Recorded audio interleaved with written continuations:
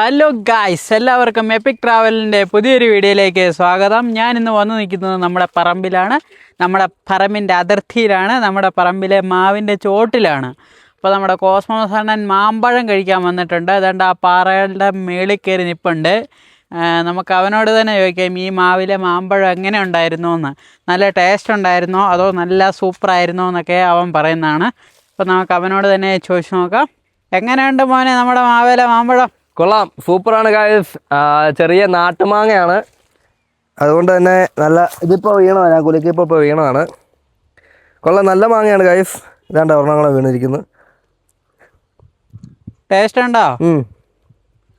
അപ്പോൾ ഈ ഒരു വേനൽക്കാലത്ത് നമുക്ക് ഒരു ഊർജം പകരാൻ ഈ മാവിലെ മാമ്പഴം ധാരാളം.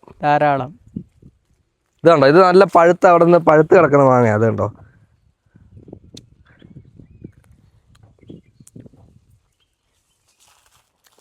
ഇത് ഭയങ്കര ചെറുതാവുകയും ചെയ്യും. അതുപോലെ ഇത്ര വലിപ്പമുള്ളതൊക്കെ ഉണ്ട് കേട്ടോ ഗൈസ്.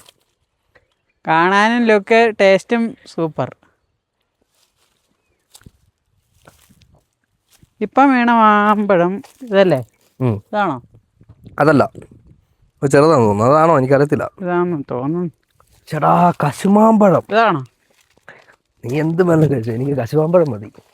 എടാ, അത് ഇതല്ലേ കേടാകാനാ സാധ്യത കേട്ടോ. കിട്ടിയോ? യെസ്. ഓ, ഈ പറഞ്ഞ ശരിയാണ് ആശാനെ. കേടായിരുന്നല്ലേ? പുഴുവുണ്ട്. ആ, ഞാൻ പറഞ്ഞില്ലേ. ഉണ്ടോ? എൻ്റെ പുഴു കാണുന്നില്ലല്ലോ. ഇത് പുഴു ഉണ്ട്, ഇഷ്ടംപോലെ പുഴുവുണ്ട്. ആ, കളഞ്ഞേര്. കോഴിക്ക് കൊടുക്കായിരുന്നല്ലേ? എറിഞ്ഞു പൊട്ടിക്കാം. ആ, എറിഞ്ഞോ?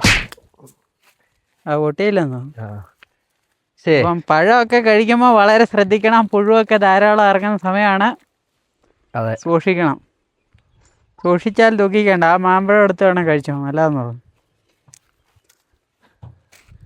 ഓ, അത് കേടാ.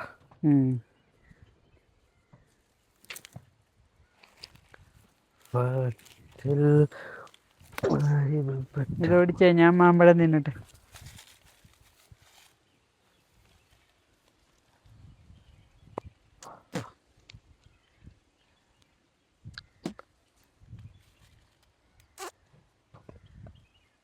പുഴു.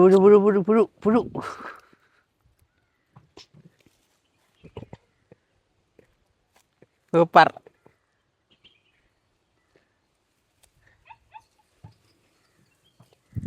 വെയിലായതുകൊണ്ടാന്ന് തോന്നുന്നത് എല്ലാം കൂടെ കൂട്ടത്തോടെ പഴുത്തത്.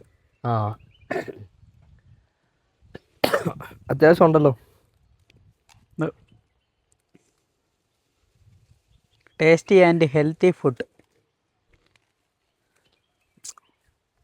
നല്ല ചൂട്. ചൂട് തിന്നിട്ടാ. അപ്പോൾ ഇന്നത്തെ വീഡിയോ ഇത്രേ ഉള്ളൂ. നമുക്ക് വീണ്ടും കാണാം. Bye guys.